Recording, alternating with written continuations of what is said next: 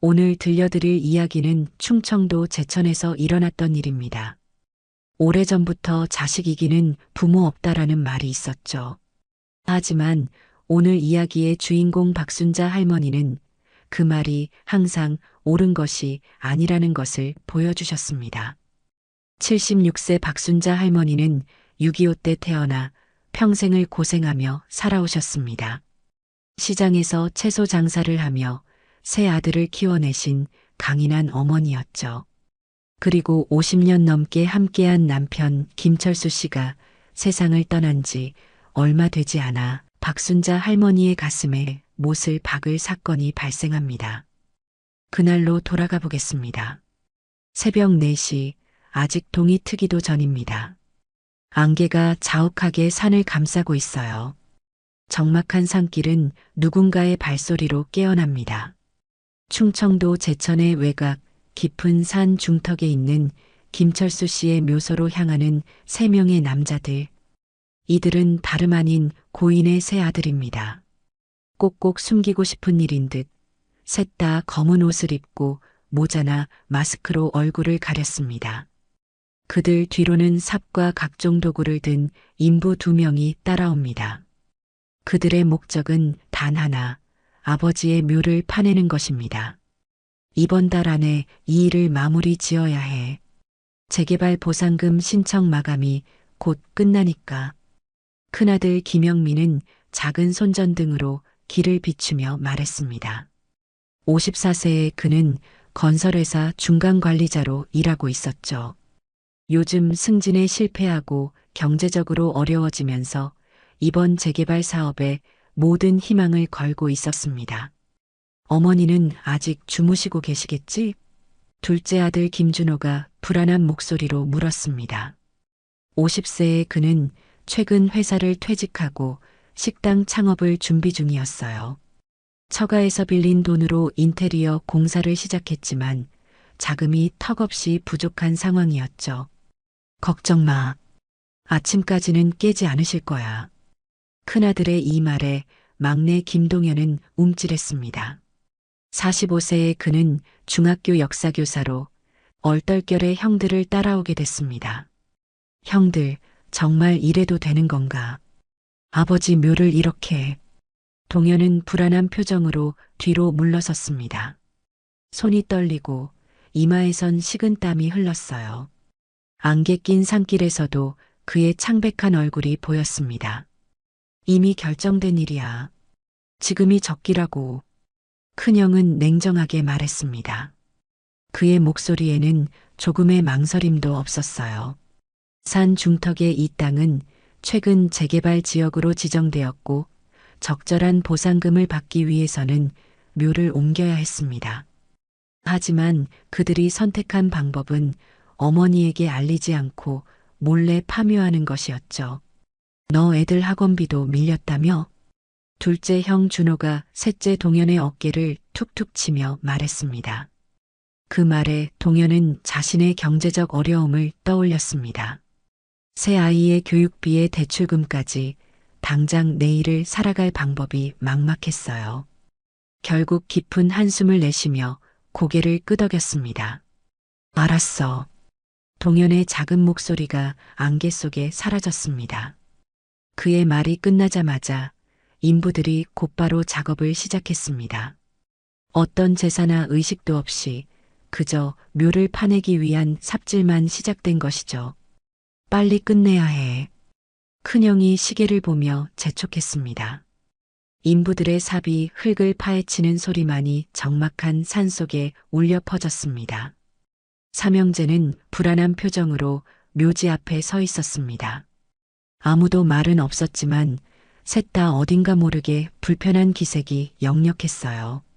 첫째가 중얼거렸습니다. 아버지도 이해하실 거야. 우리 사정이 이런데. 인부들의 삽이 깊숙이 파고들자 점점 관의 윤곽이 드러나기 시작했습니다. 그때였습니다. 파헤쳐진 흙더미 사이에서 무언가가 꿈틀거렸습니다. 인부 하나가 놀라 뒤로 물러섰어요. 뭐야, 저건? 땅속에서 하얀 뱀 한 마리가 머리를 내밀었습니다. 백사라 불리는 흰 뱀이었죠. 그것은 관 근처를 느릿느릿 움직이며 마치 지키는 듯한 모습을 보였습니다. 으악, 뱀이다. 둘째 준호가 소리쳤습니다. 하지만 이상하게도 뱀은 도망가지 않고 계속해서 관 주변을 맴돌았어요. 한 인부가 돌을 집어 던지려 했지만 뱀은 꿈쩍도 하지 않았습니다. 갑자기 찾아온 긴장감에 모두가 숨을 죽였습니다. 백사의 출현은 한국 민간 신앙에서 중요한 의미를 가집니다. 조상의 혼령이 뱀으로 나타나 가족을 지킨다는 믿음이 있기 때문이죠. 저거 봐, 형들. 셋째 동현이 떨리는 목소리로 말했습니다. 이거 정말 해서는 안 되는 일인 것 같아.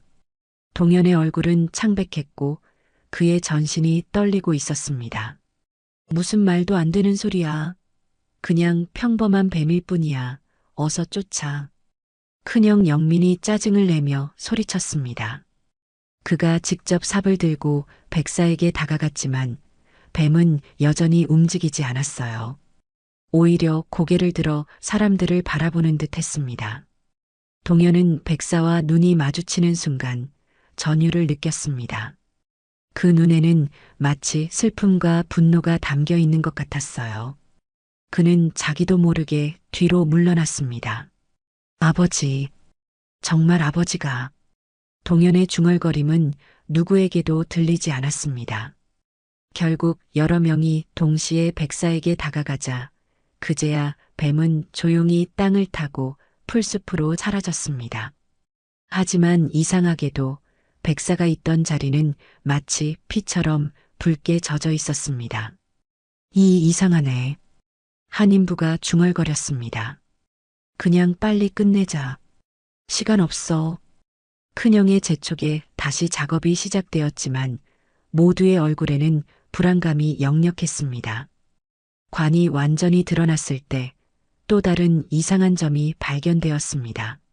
3년 전에 묻은 관치고는 너무 가벼웠고 관 밑바닥에는 짙은 붉은색 자국이 퍼져 있었습니다.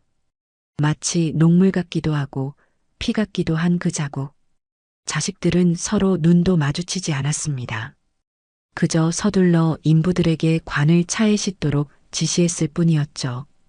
동현은 마지막으로 아버지의 묘자리를 바라보았습니다. 아침이 오기 전 그들은 관을 화장장으로 옮겼고 그렇게 아버지의 묘는 완전히 사라졌습니다. 하지만 그들은 몰랐습니다.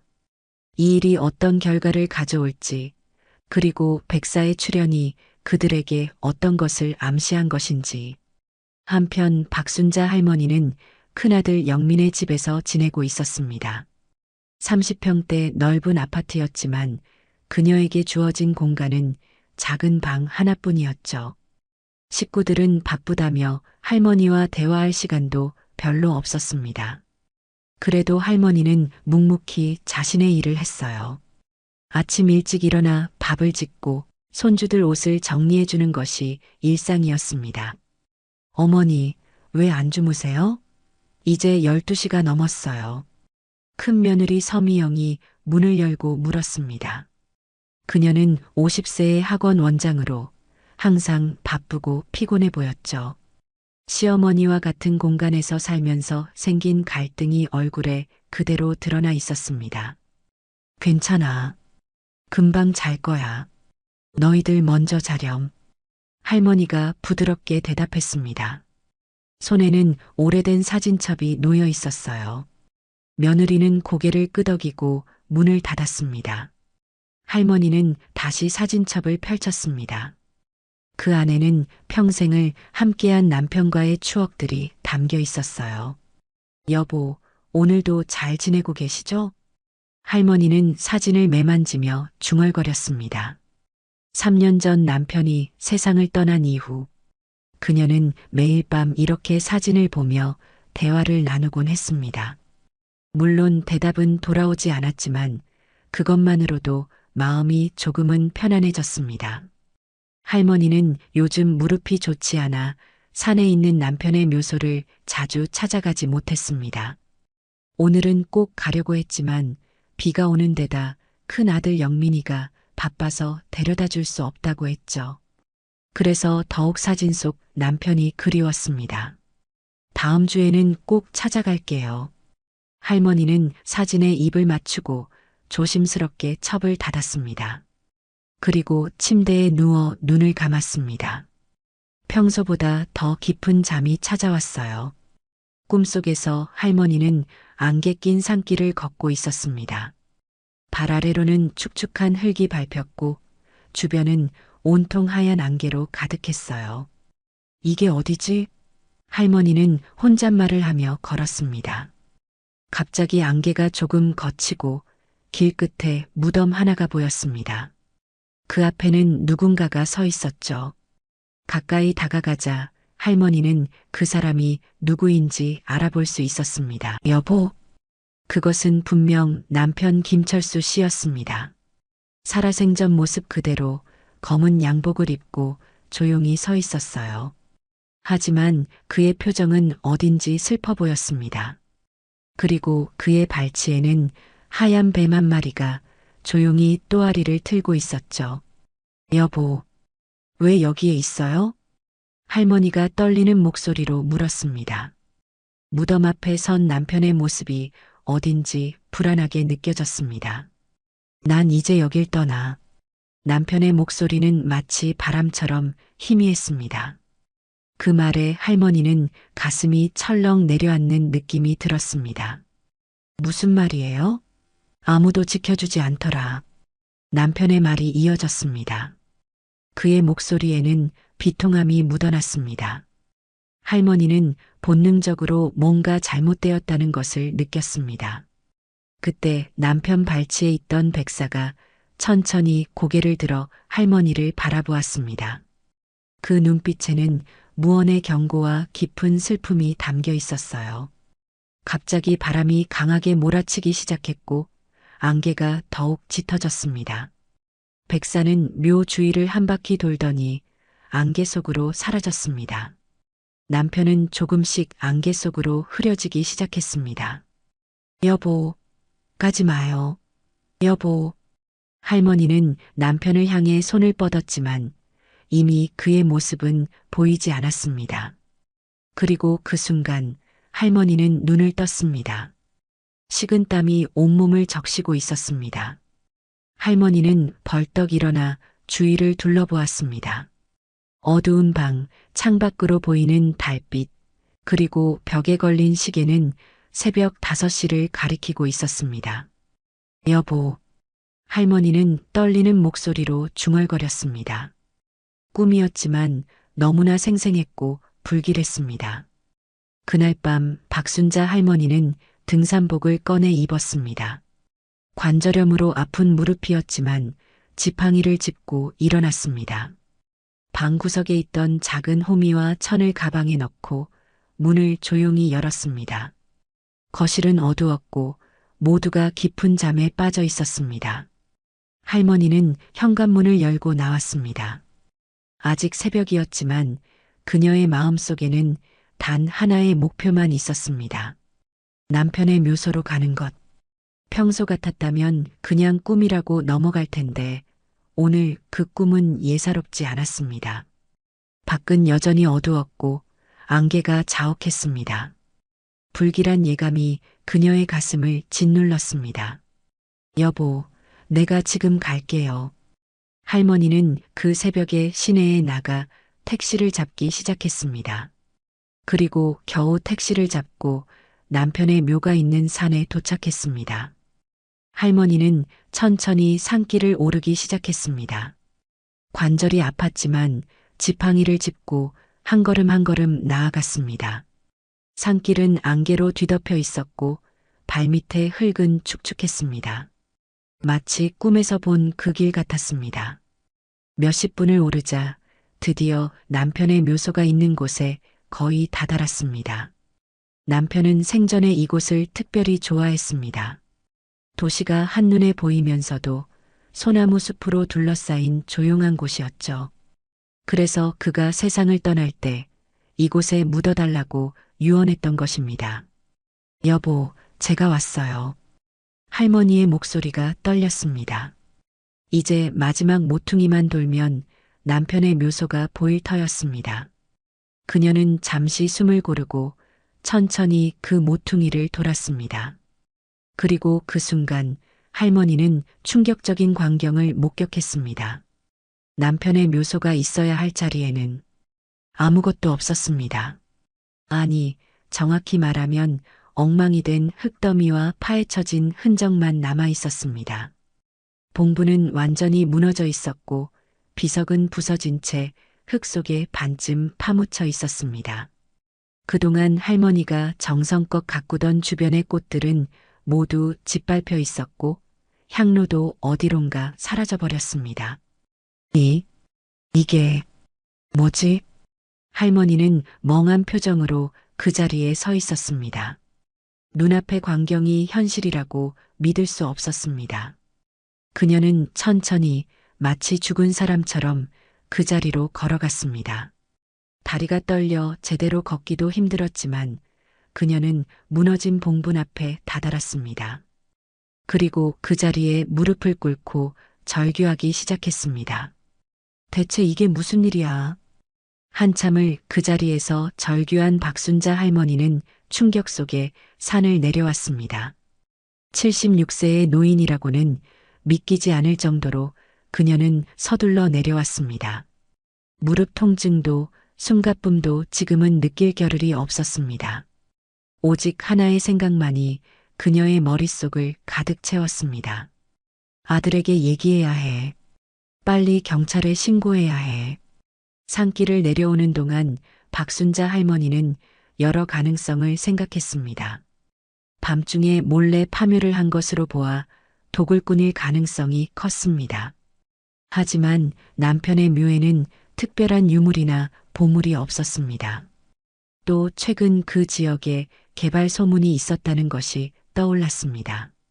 큰아들 영민이 몇 달 전부터 종종 언급했던 기억이 났습니다. 어머니, 아버지 산소 있는 쪽이 재개발 지구로 지정되었대요. 그때는 별 의미 없이 넘어갔던 말이었습니다.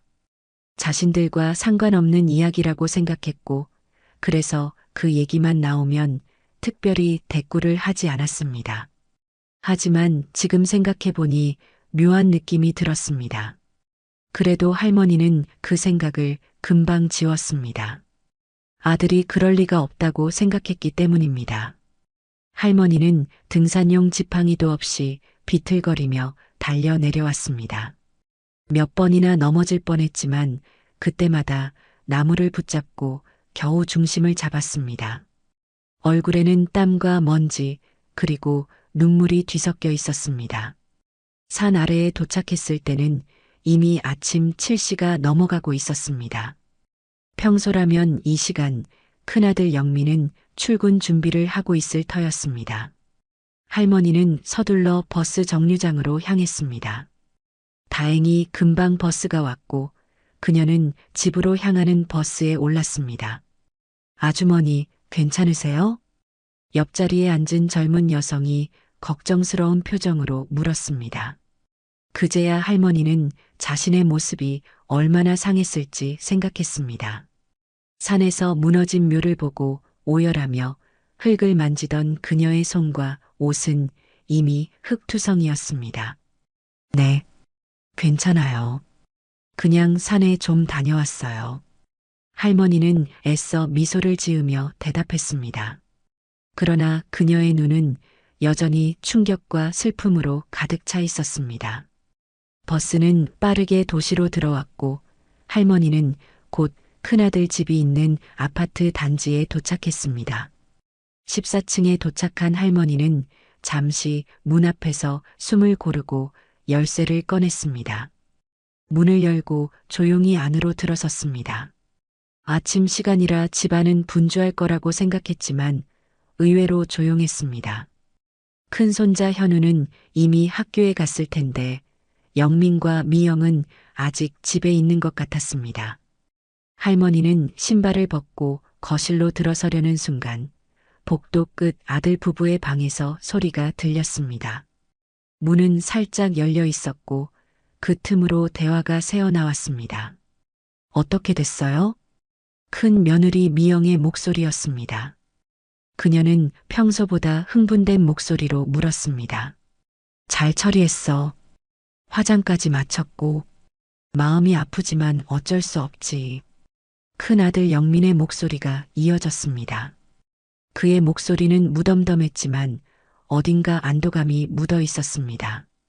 할머니는 문틈으로 새어나오는 이 대화에 귀를 기울였습니다. 아직 상황을 완전히 이해하지는 못했지만 가슴 한편에서는 불안한 예감이 커져갔습니다. 그럼 땅도 곧 팔리겠네요? 미영의 확신에 찬 목소리가 할머니의 귀에 박혔습니다. 그녀는 그 자리에서 굳어버렸습니다. 호흡이 멈춘 것 같았고 심장이 쿵 하고 내려앉았습니다. 할머니의 머릿속에서 퍼즐 조각들이 맞춰지기 시작했습니다. 남편의 묘가 파헤쳐진 것, 아들의 말, 재개발 이야기, 모든 것이 하나로 연결되었습니다. 20억이야. 그 돈이면 영민이도 준호도 당분간 편하게 지낼 수 있을 거야. 그리고 그 돈 들어오면 어머니는 요양원 보내야지. 영민의 무덤한 목소리가 그녀의 귀에 꽂혔습니다. 할머니는 그 자리에서 다리에 힘이 빠져 주저앉을 뻔했지만 겨우 벽을 짚고 서 있었습니다. 어머니한테는 어떻게 얘기해요? 정말 이래도 되는 거 맞죠? 미영의 목소리에 약간의 걱정이 묻어 있었지만 그것은 진심 어린 염려보다는 일이 탄로날 것에 대한 두려움에 가까워 보였습니다. 어쩔 수 없어. 이 방법이 최선이야. 어머니한테 아버지 묘 이장하고 돈 벌자고 말하면 허락하실 것 같아? 아버지가 거기 묵고 싶다고 살아생전 계속 얘기하셨는데 말이야. 나중에 상황 봐서 잘 얘기할 테니까 걱정 마. 우리도 계획이 다 있어. 영민의 차가운 계산이 담긴 말이 할머니의 가슴을 찔렀습니다. 더 이상 들을 수 없었습니다. 그녀는 조용히 마치 유령처럼 자신의 방으로 돌아갔습니다. 문을 닫고 그녀는 그대로 주저앉았습니다. 방 안은 깜깜했습니다. 할머니는 불을 켤 생각조차 하지 않았습니다. 그저 이불을 꼭 껴안고 침대에 앉아 있었습니다. 충격과 배신감으로 그녀의 몸은 떨렸지만 소리내어 울지는 않았습니다. 그저 말없이 눈물만 뚝뚝 흘렸습니다. 처음에는 믿기지 않았습니다. 자신의 아들들이 돈 때문에 아버지의 묘를 파냈다는 사실이, 그리고 그 돈으로 자신을 요양원에 보내려 한다는 사실이. 여보, 할머니는 작게 속삭였습니다. 남편의 얼굴이 떠올랐습니다. 평생을 성실하게 살았던 그 사람이 죽어서 이런 대우를 받다니. 그리고 자신은, 그의 아내는 이렇게 무력하게 앉아 있을 수밖에 없다니. 할머니의 시선이 벽에 걸린 가족 사진으로 향했습니다. 삼형제가 어릴 적 찍은 사진이었습니다. 순진하고 해맑은 얼굴들, 그리고 그 옆에 선 젊은 부부의 모습. 그때는 다 함께 행복했습니다. 가난했지만 서로를 의지하며 살았습니다. 언제부터 우리 아이들이 이렇게 변했을까? 할머니는 자신의 삶을 돌아보았습니다. 아이들을 키우기 위해 얼마나 많은 희생을 했는지, 남편과 함께 어떻게 삶의 고통을 이겨냈는지. 그런데 그 아이들이 지금은. 어머니, 일어나셨어요? 문 밖에서 미영의 목소리가 들렸습니다. 할머니는 급히 눈물을 닦았습니다. 그래, 조금만 있다 나갈게. 목소리가 떨리지 않게 최대한 노력했습니다. 하지만 그녀의 마음은 이미 산산조각이 났습니다. 아침 드세요. 오늘 제가 일찍 나가봐야 해서 식탁에 차려놨어요. 미영의 말에 할머니는 아무 대답도 하지 않았습니다. 그녀는 다시 이불을 끌어안고 눈을 감았습니다. 눈물이 계속해서 흘러내렸지만 그녀는 소리내어 울지 않았습니다. 그저 침묵 속에 오열하고 있었습니다. 그 순간 할머니의 머릿속에는 한 가지 생각이 들었습니다. 이대로 있을 수는 없다는 것. 무언가 해야 한다는 것. 남편의 명예를 지키고 자신의 남은 삶도 지켜야 한다는 것. 며칠이 지났습니다. 할머니는 그 일이 있은 후로 거의 말을 하지 않았습니다. 평소처럼 아침 식사를 준비하고 손주들의 옷을 정리해주고 집안일을 도왔지만 그 모든 것이 영혼 없는 움직임처럼 보였습니다. 가족들은 할머니의 변화를 눈치챘지만 그 이유를 알지 못했습니다. 어느 날 아침 큰아들과 며느리가 출근하고 집안에 아무도 없을 때였습니다. 방을 나와 복도를 따라 걸었습니다. 큰아들 방 앞에 멈춰 섰습니다. 평소에는 거의 들어가지 않던 곳이었습니다. 하지만 지금은 달랐습니다. 그녀는 진실을 알아야 했습니다. 증거를 확보해야 했습니다. 할머니는 문을 열고 천천히 책상으로 다가갔습니다. 서랍을 열어보니 각종 서류와 문서들이 정리되어 있었습니다. 할머니는 조심스럽게 서류들을 살펴보기 시작했습니다. 대부분은 회사 관련 문서들이었지만 마지막 서랍에서 그녀는 충격적인 서류들을 발견했습니다. 먼저 눈에 띈 것은 재개발 보상금 신청서였습니다. 그 다음에는 파묘 허가 신청서가 있었습니다. 그리고 가장 충격적인 것은 요양원 입주 계약서였습니다. 계약일은 다음 달 1일로 되어 있었습니다. 할머니는 충격에 서류를 떨어뜨리며 무릎을 꿇었습니다. 손이 떨려 더 이상 서류를 들 수 없었습니다. 자식들은 모든 것을 계획하고 있었고 모든 것이 사실이었습니다. 남편의 묘를 파서 화장하고 그 땅을 팔아 재개발 보상금을 받고 그 돈으로 자신을 요양원에 보내려는 계획. 하지만 충격도 잠시 할머니의 눈빛이 변했습니다. 분노와 결심이 담긴 눈빛으로 그녀는 다시 일어났습니다. 서류들을 원래대로 정리해 놓되 몇 장은 조심스럽게 가방에 넣었습니다.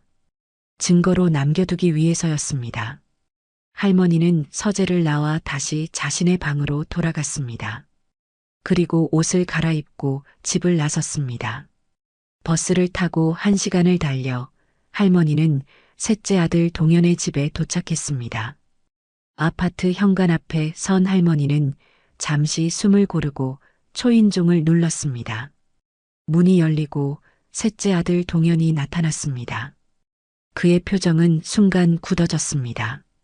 어머니를 보자마자 얼굴이 창백해지며 당황한 기색이 역력했습니다. 어머니, 갑자기 웬일이세요? 동현의 목소리는 떨렸습니다. 할머니는 대답하지 않고 그저 말없이 안으로 들어갔습니다. 동현은 어쩔 수 없이 문을 더 활짝 열어 어머니를 맞이했습니다. 거실에는 동현의 아내 이지영과 세 아이들이 있었습니다. 이지영은 할머니를 보자 반갑게 인사했지만 곧 어머니와 남편 사이의 이상한 분위기를 감지했습니다. 애들아, 방에 가서 숙제하렴. 할머니랑 아빠가 이야기할게. 이지영은 아이들을 방으로 데리고 들어갔습니다. 그리고 자신도 부엌으로 가서 차를 준비한다며 거실을 비워주었습니다. 거실에는 할머니와 동현만이 남았습니다. 할머니는 천천히 소파에 앉았고 동현은 그 맞은편에 앉았습니다. 침묵이 흘렀습니다. 할머니는 동현의 얼굴을 유심히 살폈습니다. 그의 눈 밑에는 다크서클이 짙게 내려앉아 있었고 안색도 좋지 않아 보였습니다. 요즘 잠은 좀 잘 자니? 할머니는 차분한 목소리로 물었습니다. 예상치 못한 질문에 동현은 당황했습니다. 네. 아, 네. 그냥 그렇게 해. 동현은 어머니의 눈을 똑바로 바라보지 못하고 시선을 피했습니다. 손가락으로 소파 가장자리를 만지작거리며 불안해했습니다. 얼마 전 꿈에 내 아버지가 나오더구나. 산에 혼자 서 계시던데. 할머니의 말에 동현의 안색이 더욱 창백해졌습니다. 손이 떨리기 시작했고 이마에는 식은땀이 맺혔습니다. 내 아버지가 말하더구나. 내 자리가 없어졌다고. 할머니의 의미심장한 말에 동현은 완전히 얼어붙었습니다. 그는 테이블 위에 물컵을 집으려다 떨어뜨렸고 물이 카펫 위로 쏟아졌습니다. 어머니, 무슨 말씀을. 동현은 더듬거리며 말을 이었지만 목소리에는 이미 공포가 깃들어 있었습니다. 할머니는 대답하지 않았습니다. 대신 가방에서 아까 서재에서 가져온 파묘 관련 서류들을 꺼내 테이블 위에 조용히 올려놓았습니다. 서류를 본 순간 동현의 얼굴에서 핏기가 완전히 사라졌습니다. 그는 마치 유령을 본 것처럼 굳어버렸습니다. 할머니는 천천히 그러나 굳은 의지가 담긴 목소리로 말했습니다. 내가 가장 아버지를 닮았는데. 그 말에 동현은 더 이상 버티지 못하고 고개를 푹 숙였습니다. 어깨가 떨리기 시작했고 이내 흐느낌이 새어나왔습니다. 어머니, 저는 정말 싫었어요. 하지만 형들이, 그리고 저도 경제적으로 너무 힘들어서. 동현의 고백은 흐느낌에 섞여 끊겼습니다. 할머니는 천천히 일어나 아들의 어깨에 손을 얹었습니다. 그녀의 눈빛에는 분노보다는 깊은 슬픔이 담겨 있었습니다. 내 아버지는 평생 역사를 소중히 여겼다. 우리 조상의 역사, 우리나라의 역사를. 그런데 너는 역사를 가르치는 사람이 아버지의 묘를 파내는데 동참했구나. 그 말은 동현에게 가장 큰 질책이었습니다. 그는 더욱 고개를 숙였습니다. 할머니는 천천히 서류를 다시 가방에 넣고 일어났습니다. 이번 주말 내 생일에 다들 모이자고 했지? 그때 보자. 그리고 오늘 일은 다른 형들한테는 비밀로 해. 엄마로서 마지막 부탁이다. 할머니는 문간에서 돌아보며 말했습니다. 그녀의 목소리에는 어떤 예고가 담겨 있었습니다. 동현은 무슨 말을 해야 할지 몰라 그저 어머니를 바라만 보았습니다. 할머니는 집으로 돌아오는 버스 안에서 창밖을 바라보았습니다. 그녀의 마음은 이미 결정을 내렸습니다. 더 이상 자식들에게 휘둘리지 않을 것입니다. 남편의 뜻을 지키고 자신의 삶도 지킬 것입니다. 이번 주말 그녀의 생일에 모든 것이 드러날 것입니다. 주말이 되었습니다. 할머니의 생신은 매년 가족 모두가 모이는 중요한 날이었습니다. 올해도 예외는 아니었습니다. 하지만 이번 생신은 평소와는 전혀 다른 분위기로 시작되었습니다. 큰아들 영민의 집 거실에는 가족들이 모두 모여 있었습니다. 식탁에는 생일 케이크와 함께 정성스럽게 준비된 음식들이 놓여 있었지만 공기는 무겁고 어색했습니다. 자식 3명과 그들의 배우자, 그리고 어머니 박순자 할머니가 모두 모여 앉아 있었습니다. 손주들은 다른 방에서 놀고 있었습니다. 막내 동현은 불안한 얼굴로 멍하니 앉아 있었습니다. 어머니는 식탁 쪽 구석에 말없이 앉아 있었습니다. 평소 같으면 부산하게 음식을 나르고 손주들을 챙기느라 바빴을 할머니였지만 오늘은 유독 조용했습니다. 그녀의 눈빛은 단호했고 입술은 굳게 다물어져 있었습니다. 식사는 거의 침묵 속에서 진행되었습니다. 간간이 날씨 이야기나 아이들 학교 이야기가 오갔지만 모두가 진짜 하고 싶은 말을 피하고 있다는 것이 느껴졌습니다. 삼남 동현이 물을 따르려다 컵을 떨어뜨렸습니다. 유리컵이 바닥에 부딪히는 소리가 정적을 깨뜨렸습니다. 다행히 깨지진 않았지만 물이 온 식탁을 적셨습니다. 여보 괜찮아요? 동현의 아내 지영이 한숨을 쉬며 물었습니다. 그녀는 휴지를 가져와 물을 닦기 시작했습니다. 그냥 요즘 잠을 잘 못 자. 자꾸 악몽을 꾸고 꿈에 뱀이 나와. 동현은 작은 목소리로 대답했습니다. 그의 눈은 어머니를 향했지만 할머니는 그를 바라보지 않았습니다. 그저 묵묵히 밥을 먹고 있었습니다. 식사가 끝나고 케이크를 자르기 전 분위기는 더욱 무거워졌습니다. 큰아들 영민이 목을 가다듬으며 어머니를 바라보았습니다. 어머니, 요즘 건강도 그렇고 이번 기회에 요양원 생각해 보시는 게 좋을 것 같아요. 영민의 말에 거실은 더욱 조용해졌습니다. 할머니는 조용히 고개를 떨군 채 듣고 있었습니다. 그녀의 표정은 읽을 수 없었습니다. 큰 며느리 미영이 거들었습니다. 어머니 안도 그게 편할 거예요. 제가 알아본 곳이 있는데 환경도 좋고 의료시설도 잘 갖춰져 있어요. 미영은 가방에서 요양원 브로셔를 꺼내 테이블 위에 올려놓았습니다. 화려한 색상의 브로셔는 마치 고급 호텔을 광고하는 것처럼 보였습니다. 한참 침묵이 이어졌습니다. 모두가 할머니의 반응을 기다리고 있었습니다. 그리고 마침내 할머니가 입을 열었습니다. 그래서 그날 새벽에 아버지 묘를 판 거였구나. 할머니의 목소리는 조용했지만 그 말은 폭탄과 같았습니다. 자식들은 얼굴이 하얗게 변했습니다. 특히 큰아들 영민은 충격에 입을 다물지 못했습니다. 내가 떠나면 마음 놓고 땅 팔고 돈 나눠 가지려고. 할머니의 말은 계속되었습니다. 그녀의 눈에는 더 이상 눈물이 없었습니다. 단지 깊은 실망감과 분노만이 담겨 있었습니다. 거실에는 무거운 정적이 흘렀습니다. 삼남 동현은 고개를 숙이고 손으로 얼굴을 가렸습니다. 그의 어깨가 미세하게 떨리고 있었습니다. 차남 준호는 고개를 돌려 창밖을 바라보았습니다. 그의 표정은 굳어 있었지만 눈빛에는 불안감이 역력했습니다. 어머니, 그게 어떻게? 큰 며느리 미영이 당황한 목소리로 물었지만 말을 잇지 못했습니다. 할머니의 눈빛이 너무나 날카로웠기 때문입니다. 큰아들 영민은 잠시 침묵하다가 결국 입을 열었습니다.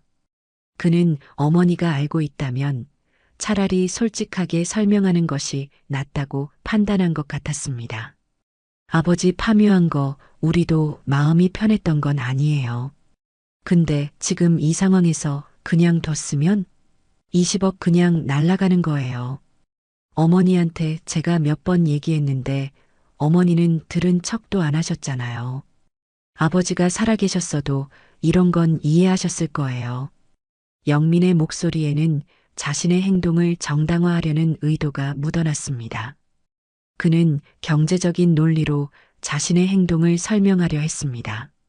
어머니는 천천히 고개를 들어 아들을 바라보았습니다. 그녀의 목소리는 떨렸지만 단호했습니다. 그럼 내 허락은?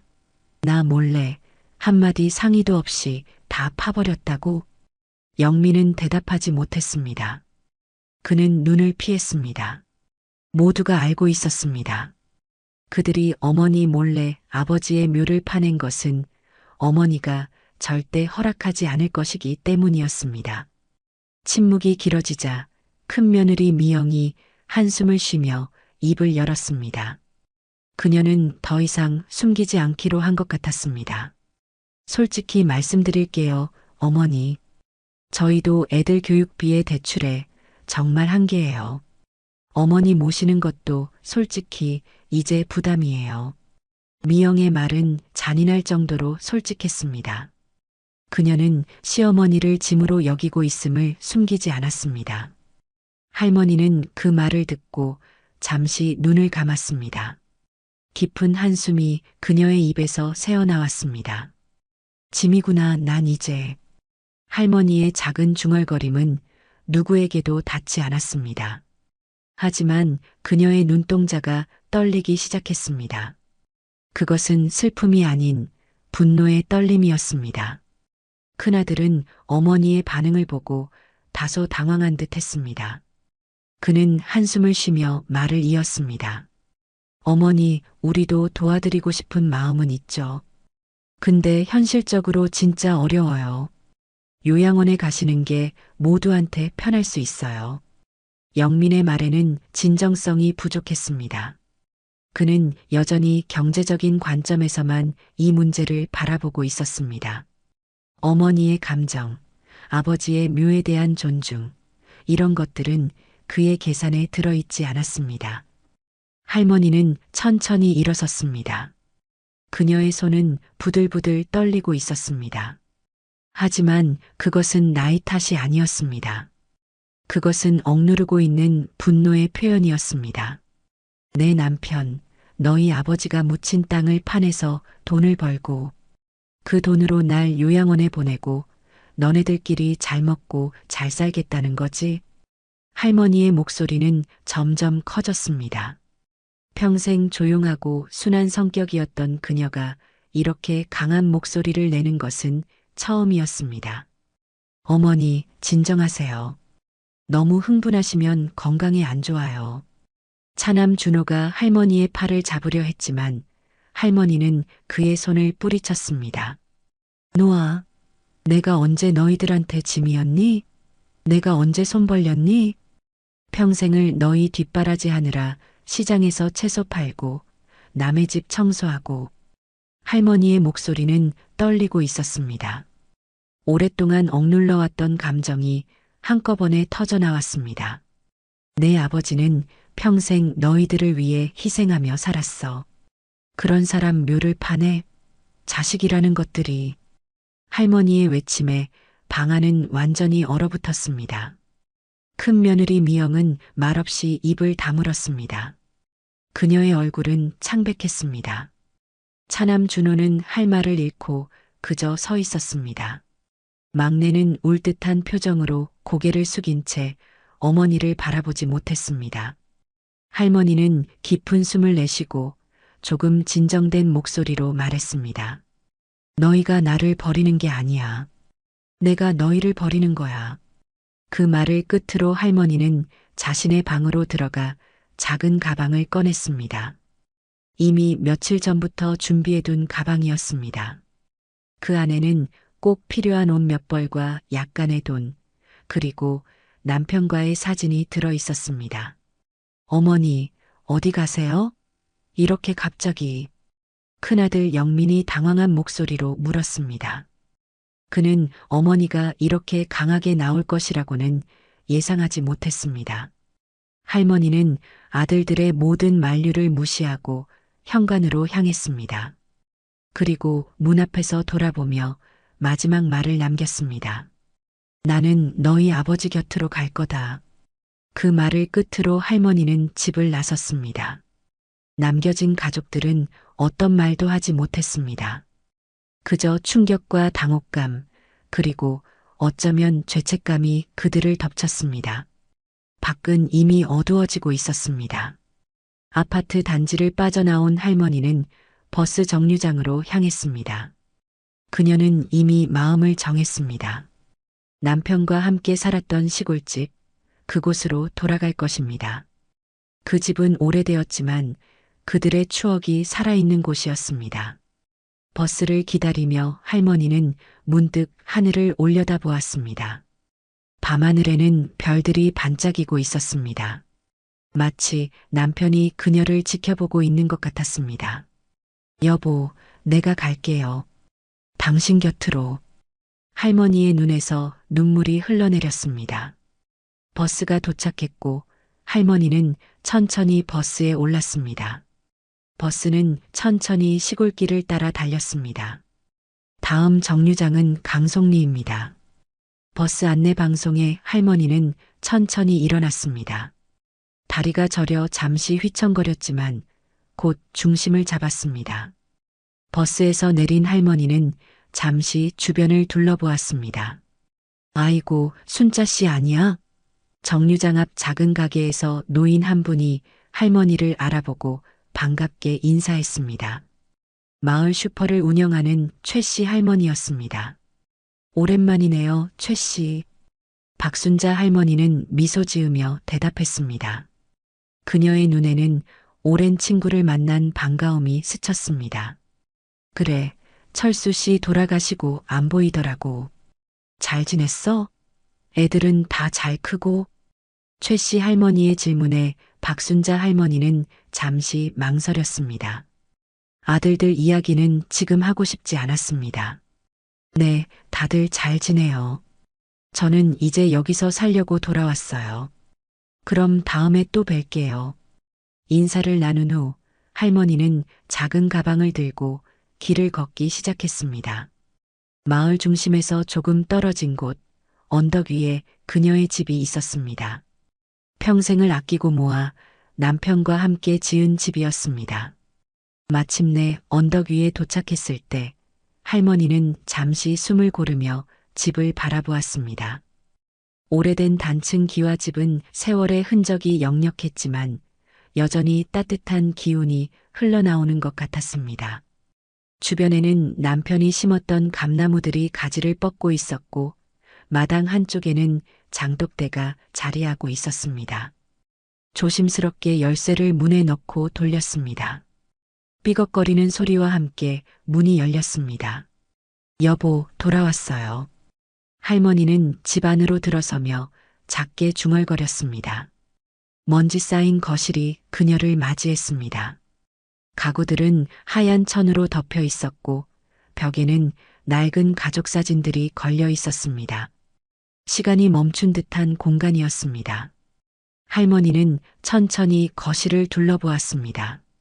벽에 걸린 사진 속에는 웃고 있는 가족의 모습이 담겨 있었습니다. 세 아들이 어렸을 적 남편과 함께 찍은 사진이었습니다. 모두가 행복해 보였습니다. 할머니는 한숨을 쉬며 작은 방으로 향했습니다. 그곳은 예전에 남편과 함께 쓰던 침실이었습니다. 문을 열자 남편의 흔적이 아직 그대로 남아 있었습니다. 벽에 걸린 낡은 외투, 책상 위에 놓인 안경. 할머니는 가방을 내려놓고 옷을 갈아입었습니다. 도시에서 입던 옷이 아닌 이곳에서 평소 입던 편안한 작업복으로 바꿔 입었습니다. 그리고 머리에는 수건을 둘러 꽁꽁 묶었습니다. 그녀는 무언가 중요한 일을 시작하려는 듯 했습니다. 옷을 갈아입은 할머니는 마당으로 나갔습니다. 창고에서 오래된 삽과 호미를 꺼냈습니다. 그리고 마당 한켠 감나무 아래 조용한 공간을 유심히 살펴보았습니다. 그곳은 햇볕이 잘 들고 비가 와도 물이 잘 빠지는 자리였습니다. 여기가 좋겠네요, 여보. 할머니는 중얼거리며 삽을 들고 흙을 파기 시작했습니다. 그녀의 목적은 돌무덤을 만드는 것이었습니다. 비록 남편의 실제 유해는 없지만 그의 영혼을 모실 작은 공간을 만들고 싶었습니다. 자식들이 아버지의 묘를 파헤쳐 버렸다면 어머니는 새로운 묘를 만들어주고 싶었습니다. 할머니는 흙이 덜 굳은 자리를 골라 작은 구덩이를 팠습니다. 그리고 주변에 있는 작은 돌들을 하나씩 모으기 시작했습니다. 76세의 노인에게 이런 육체 노동은 쉽지 않았습니다. 하지만 그녀는 멈추지 않았습니다. 땀이 이마에서 흘러내리고 무릎이 아팠지만 그녀는 계속해서 작업을 이어갔습니다. 여보, 이제라도 편히 쉴 자리를 만들어 줄게요. 할머니는 혼잣말로 중얼거렸습니다. 그녀의 목소리에는 슬픔과 함께 단단한 결의가 담겨 있었습니다. 밤이 깊어갈수록 돌무덤의 모습이 점점 갖춰져 갔습니다. 할머니는 마지막 돌을 놓으며 작은 미소를 지었습니다. 그것은 완벽한 형태는 아니었지만 그녀의 마음을 담은 소박한 재단이었습니다. 이제 다 됐어요, 여보. 할머니는 작은 재단처럼 둥글게 쌓은 돌무덤을 바라보았습니다. 그리고 집 안으로 들어가 깨끗한 흰 천을 가져와 돌무덤 위에 살짝 덮었습니다. 그 위에는 마당에서 직접 따온 들꽃 한 송이를 올려놓았습니다. 마지막으로 집 안에서 가져온 낡은 사진 한 장을 조심스럽게 놓았습니다. 그것은 젊은 시절 부부가 함께 찍은 흑백 사진이었습니다. 두 사람 모두 수줍게 웃고 있는 모습이었습니다. 여기 편히 계세요. 이제부터는 제가 항상 옆에 있을게요. 할머니는 돌무덤 앞에 무릎을 꿇고 조용히 손을 모았습니다. 마치 기도하듯 그녀는 남편과 대화를 나누고 있었습니다. 시간이 얼마나 흘렀을까요? 할머니는 이마를 돌무덤에 댄 채 조용히 흐느끼기 시작했습니다. 그동안 참았던 모든 감정이 한꺼번에 쏟아져 나왔습니다. 지켜주지 못해서 미안해요. 할머니는 속삭이듯 말했습니다. 남편의 묘를 지키지 못한 것에 대한 미안함, 자식들의 변화를 막지 못한 것에 대한 자책감, 그 모든 것들이 그녀의 마음을 무겁게 짓눌렀습니다. 할머니는 고개를 들어 하늘을 바라보았습니다. 어쩌면 남편도 저 별들 사이에서 그녀를 지켜보고 있을지도 모릅니다. 여보, 내일부터 텃밭도 다시 가꿀 거예요. 당신이 좋아하던 상추랑 고추도 심고 장독대도 정리하고 이 집에 다시 생기를 불어넣을 거예요. 할머니는 결심에 찬 목소리로 말했습니다. 이제 그녀는 앞으로의 계획을 세우고 있었습니다. 혼자서도 살아갈 수 있음을, 오히려 더 강하게 살아갈 수 있음을 보여주고 싶었습니다. 어머니가 집을 떠난 그날 밤, 삼형제는 각자 복잡한 감정에 휩싸였습니다. 뭐 어때? 어머니가 좀 화가 나셨을 뿐이야. 며칠 지나면 돌아오실 거야. 큰형 영민이 냉정한 목소리로 말했습니다. 하지만 그의 말과 달리 손끝은 미세하게 떨리고 있었습니다. 형, 우리가 너무한 거 아니야? 동현이 조심스럽게 말을 꺼냈습니다. 하지만 영민은 그의 말을 무시하고 자리를 떴습니다. 그들은 몰랐습니다. 이 순간부터 그들의 삶이 어떻게 무너져 내릴지, 그리고 그것이 얼마나 빠르게 진행될지를. 파묘가 있었던 날로부터 며칠 후 동현은 수업 중 갑자기 크게 소리를 질렀습니다. 중학교 3학년 역사 수업 도중이었습니다. 백사, 거기 백사가 있어. 라고 외치며 교실 한쪽을 가리켰습니다. 학생들은 당황했고 일부는 웃음을 참지 못했습니다. 하지만 동현의 눈에는 분명히 교실 구석에 하얀 뱀이 다리를 틀고 있는 것이 보였습니다. 그것은 그날 묘지에서 보았던 그 백사와 똑같았습니다. 이 사건은 학교 전체에 빠르게 퍼졌습니다. 학생들 사이에서는 그가 정신질환이 있다는 소문이 돌기 시작했고 일부 학부모들은 학교에 민원을 제기했습니다. 그날 이후 동현의 상태는 급격히 악화되었습니다. 밤에는 잠을 이루지 못하고 식은땀을 흘리며 뒤척였습니다. 조금만 잠이 들면 악몽에 시달렸습니다. 그 꿈에서는 항상 아버지의 묘가 파헤쳐진 모습과 백사가 등장했습니다. 아내 지영은 처음에는 남편을 이해하려 노력했습니다. 하지만 동현의 이상 행동이 계속되자 그녀도 점점 지쳐갔습니다. 동현은 종종 밤중에 일어나 거실을 서성이며 혼잣말을 했고 무언가에 쫓기는 듯한 표정으로 창밖을 내다보곤 했습니다. 그러던 어느 날 아내 지영이 말했습니다. 여보, 나 잠시 아이들 데리고 친정에 다녀올게. 동현은 무슨 말인지 알았습니다. 이것은 잠시가 아니었습니다. 그것은 별거의 시작이었습니다. 지영은 새 아이를 데리고 친정으로 떠났고 동현은 혼자 남겨졌습니다. 텅 빈 집에서 동현은 점점 더 깊은 고립 속으로 빠져들었습니다. 둘째 아들 준호는 어머니가 떠난 이후에도 별다른 감정 변화를 보이지 않았습니다. 그의 머릿속에는 오직 하나, 재개발 보상금이 들어오면 식당을 성공시키겠다는 목표뿐이었습니다. 그는 이미 식당 인테리어에 처가에서 빌린 돈의 대부분을 쏟아부었습니다. 하지만 2주 후 그의 전화기로 한 통의 충격적인 전화가 걸려왔습니다. 준호 씨, 여기 재개발 조합인데요.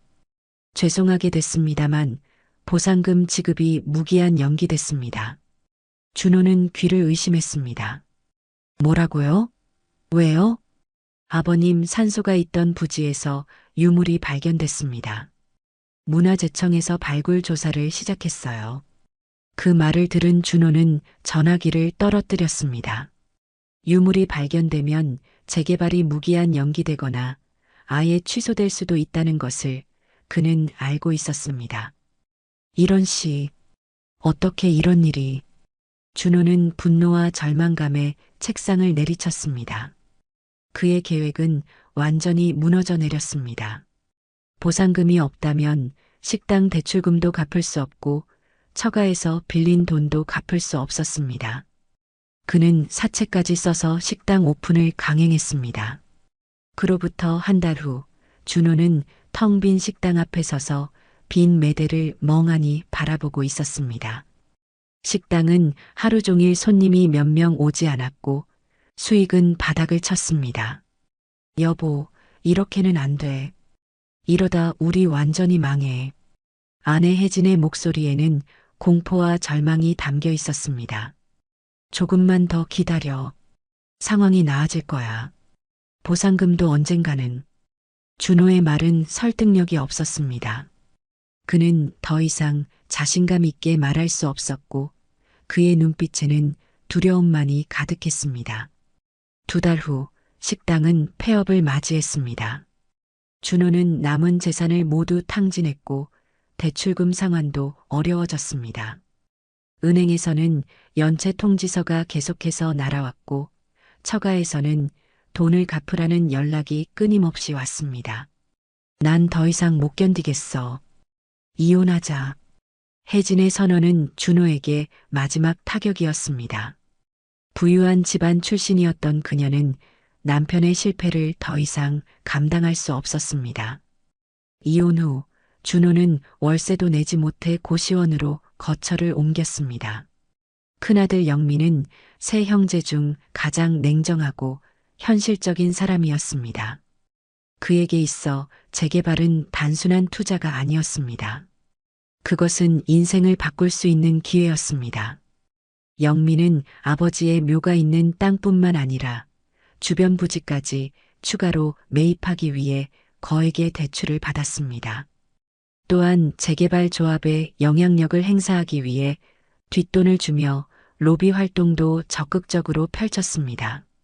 하지만 유물 발견 소식은 영민에게도 청천벽력 같은 소식이었습니다. 그는 이미 많은 돈을 투자했고 대출금 이자만 해도 매달 수백만 원에 달했습니다. 그러나 더 큰 문제가 그를 기다리고 있었습니다. 문화재 발견 이후 재개발 조합의 불법 로비 의혹이 불거진 것입니다.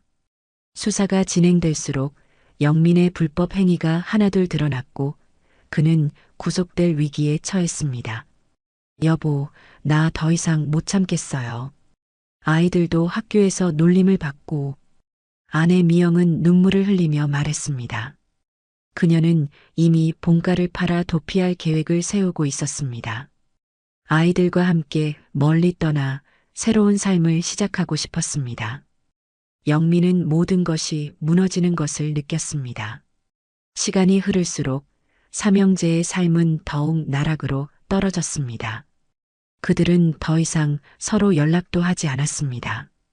각자 자신의 불행에 빠져 서로를 원망하기 바빴습니다. 동현은 결국 정신병원에 입원했습니다. 그는 계속해서 백사의 환영에 시달렸고 의사들은 그의 상태를 조현병의 일종으로 진단했습니다. 준호는 알코올 중독에 빠졌습니다. 그는 고시원에서 나올 돈도 없어 거리에서 생활하기 시작했고 간간히 일용직 노동으로 술값을 마련했습니다. 영민은 구속되어 재판을 받게 되었습니다. 불법 로비와 사기 혐의로 그는 5년형을 선고받았습니다. 그러나 그 누구도 어머니에게 연락하지 않았습니다.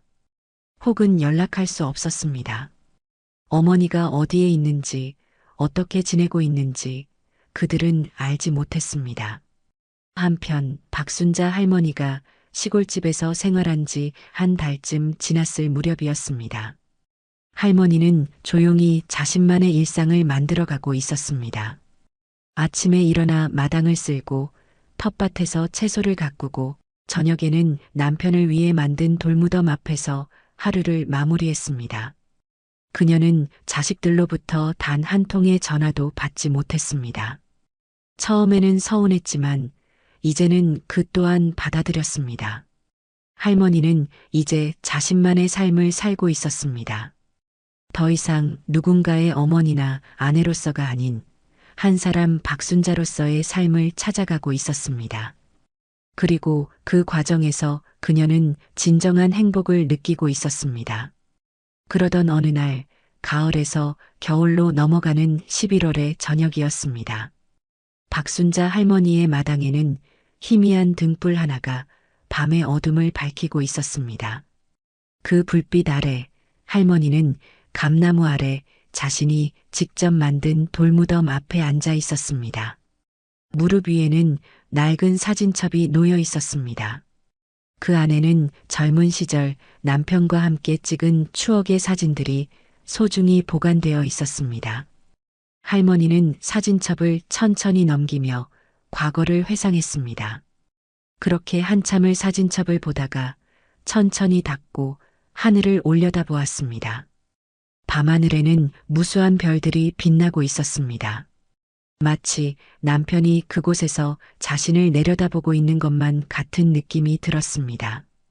할머니는 깊은 숨을 들이마시고 천천히 내쉬었습니다. 그리고 눈을 감은 채 속삭였습니다. 여보, 다 지나갔어요. 이제 나 혼자서도 괜찮아요. 그 순간 돌무덤 옆 작은 돌담 그늘에서 무언가가 움직였습니다. 조용히 마치 안개처럼 하얀 백사가 기어 나왔습니다. 하얀 비단처럼 빛나는 몸을 가진 뱀은 무덤 앞에 천천히 몸을 틀고 조용히 웅크렸습니다. 할머니는 눈을 뜨고 백사를 바라보았습니다. 하지만 이상하게도 그녀는 전혀 놀라지 않았습니다. 마치 오랫동안 기다려왔던 손님을 맞이하는 듯한 편안함이 그녀의 얼굴에 번졌습니다.